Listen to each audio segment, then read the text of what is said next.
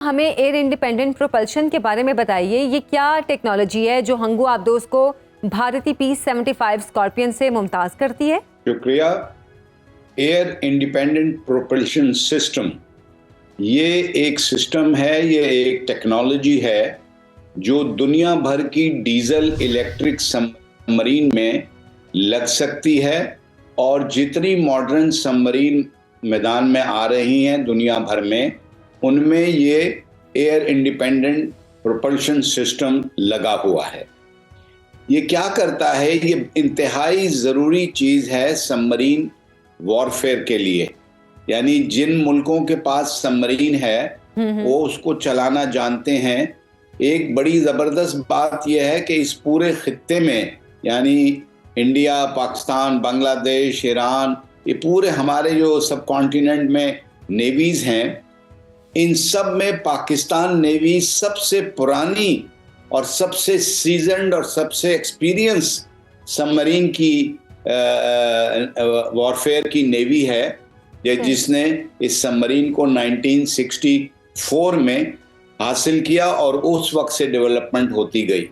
तो हम बाकी लोगों से और ख़ास तौर से अपने इंडिया वालों से कहते हैं कि भाई ये खेल हमें बड़ा अच्छा आता है, अगर आपको ये खेल खेलना है हमारे साथ तो ज़रा सीख कर आएं।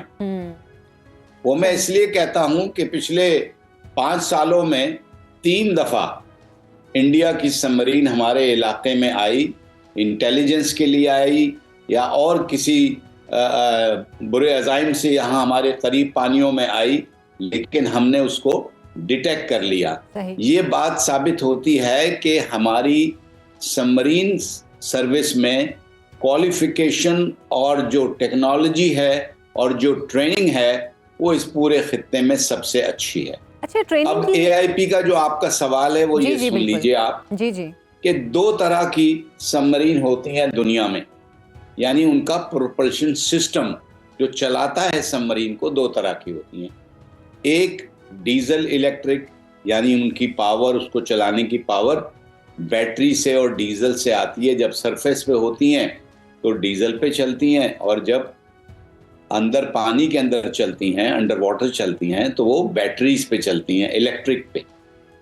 तो होता यह है कि जो डीजल इलेक्ट्रिक सबमरीन हैं, इनको हर चंद दिनों के बाद पानी से बाहर आना पड़ता है, चाहे वो पूरी आ जाए या अपना सिर्फ मास्ट ऊपर कर दें, स्नॉर्कलिंग मास्ट, और हवा से ऑक्सीजन लें और उस ऑक्सीजन को अपनी जो बैटरीज हैं उनको चार्ज करने के लिए इस्तेमाल करें। तो एयर इंडिपेंडेंट प्रोपल्शन सिस्टम एक नई टेक्नोलॉजी इस तरह से है कि वो सबमरीन को ताकत और कुव्वत बख्शता है और स्टेल्थ यानी खुफिया रखने में मदद देता है कि वो पहले से 10 गुना ज़्यादा पानी के अंदर रहते हुए अपना काम कर सकें। सबमरीन जितना ज़्यादा पानी के अंदर रहेगी वो खामोश रहेगी, वो एक सरप्राइज अटैक करेगी, वो दुश्मन के मुल्क के पानियों में पहुंच सकती है बगैर डिटेक्ट हुए। ये सबमरीन की खासियत है। अच्छा। तो जब सबमरीन की ये ज़रूरत थी कि उसको air independent propulsion system AIP लिया जाए, तो पाकिस्तान की मौजूदा सबमरीन जो हैं उनमें ऑलरेडी ये लगा हुआ है, और हमारी जो अब 8 सबमरीन और शामिल होने वाली हैं उनमें भी ये लगा हुआ है सिस्टम।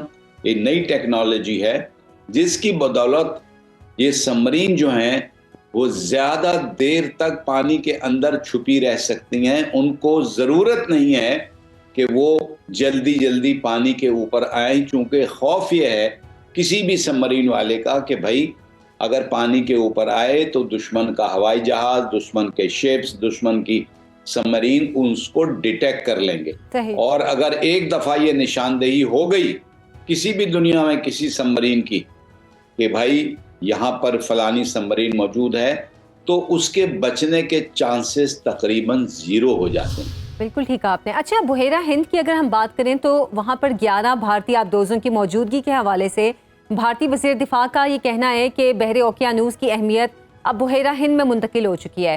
क्या भारत खित्ते में अपनी फौजी मौजूदगी का जवाब तलाश कर रहा है, और ये क्या अपने कद से बड़ी छलांग नहीं है उसकी? बात यह है, पहली बात एक मैं चीज जो कहना चाहता था पहले वो कह दूं कि भारत की टोटल सबमरीन 17, 18 या 20 जो भी हैं, उनमें सिर्फ 2 हैं जो न्यूक्लियर हैं। अच्छा।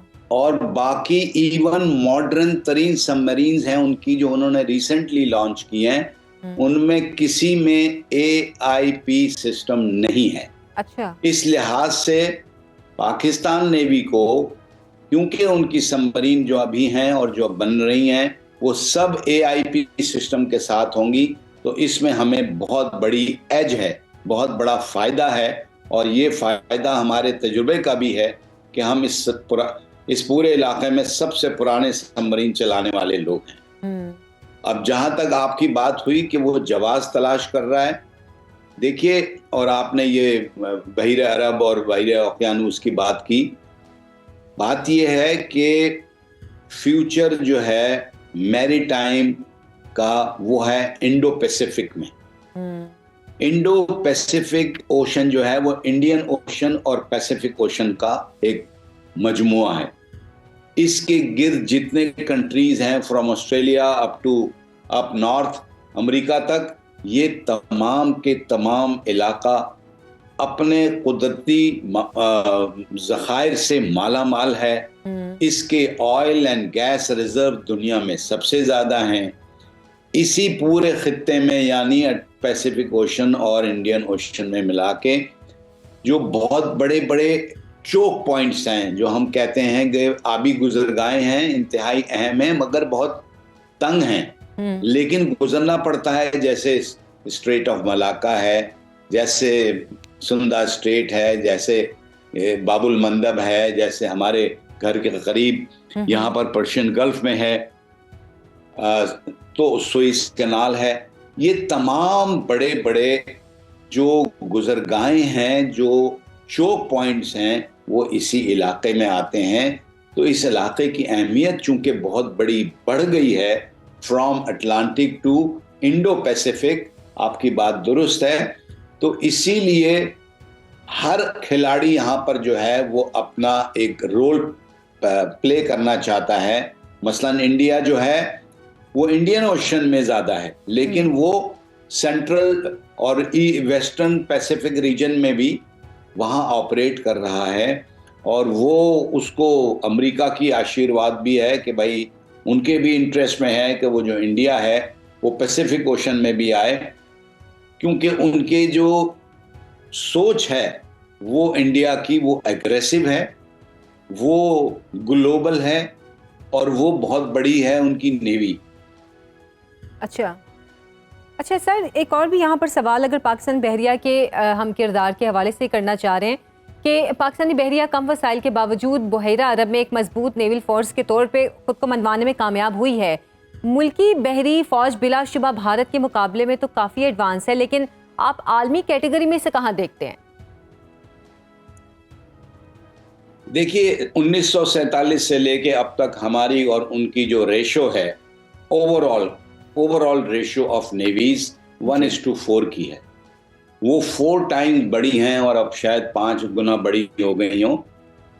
लेकिन और वर्ल्ड रैंकिंग में इंडिया जो है, इंडियन नेवी, वो 7वें नंबर पे है। अच्छा। और पाकिस्तान की नेवी जो है वो 29वें नंबर पे है, 29th। तो हमारा और उनका कोई gun for gun, missile for missile, ship for ship, submarine for submarine, ये हमारा उनका कोई मुकाबला नहीं है। वो बेअंदाजा पैसे, बिलियंस ऑफ डॉलर इसमें डाल रहे हैं अपनी नेवी को बड़ा करने के लिए, इसलिए कि उनकी नेवी कोई डिफेंसिव नेवी नहीं है, वो ऑफेंसिव नेवी है। वो ग्लोबल अपने आप को देखते हैं। हाँ, वो अपने से बढ़ के छलांग लगा रहे हैं, ये एक डिफरेंट बात है। मगर द फैक्ट इज हम बहुत कम पैसे खर्च करते हैं अपने नेवी के चीज़ों पर। वो अपनी नेवी को बढ़ाने के लिए बहुत ज़्यादा खर्च कर रहे हैं। उन्होंने एयरक्राफ्ट कैरियर भी रखे हुए हैं। एयरक्राफ्ट कैरियर कोई डिफेंसिव चीज़ नहीं है, वो बहुत ऑफेंसिव चीज़ है। वो समझ लें आपके एक एयरपोर्ट को वो एक मोबाइल एयरपोर्ट है, जहां मर्जी ले जाएं, और उसके बाद उसके ऊपर जो जहाज हैं, उन पे जो वेपन है, उनकी रेंज बढ़ जाती है ऑब्वियसली। जब आपका शिप जिस पे जहाज रखे हो ले जाएंगे, तो वो एयरक्राफ्ट कैरियर उनके पास 2 हैं, उनके पास 20 सबमरीनें हैं, उनके पास हमसे कई गुना ज्यादा जहाज हैं। लेकिन इसका ये मतलब नहीं है कि हम अपना दिफा नहीं कर सकते। हमने 1965 में भी नेवी ने अपना दिफा किया और बहुत उम्दा किया, और 1971 में भी हमने अपना दिफा किया और बहुत अच्छा किया, और दोनों दफा हमने उनके घर जाकर उनको मार के आए। 65 में दवारका और 71 में उनका जहाज कुकरी डुबोया। पूरी नेवी, इंडियन नेवी का सबसे बड़ा एक दिन का नुकसान जो हुआ वो हमारी सबमरीन ने किया, हंगोर ने। तो हम कभी भी अददी बुनियाद पर जंग नहीं लड़ते, हम तो जंग लड़ते हैं जज्बे से, ट्रेनिंग से, और आप सबसे ऊपर अल्लाह ताला पे मुकम्मल भरोसे के साथ। तो ये कभी भी नहीं होगा कि हम उनको या उनकी स्ट्रेंथ को, यानी स्ट्रेंथ से मुराद है अगर उनके पास 20 सबमरीन है तो हम भी कहें 20 सबमरीन हो, उनके पास 150 जहाज हैं तो हम कहें 150 जहाज हम भी ले लें। ना हम ले सकते हैं, ना हमारा काम है। हमारी नेवी डिफेंसिव है, हम अपना काम, अपनी तिजारत, अपना इलाके को बेहतरीन तरीके से संभाल सकते हैं।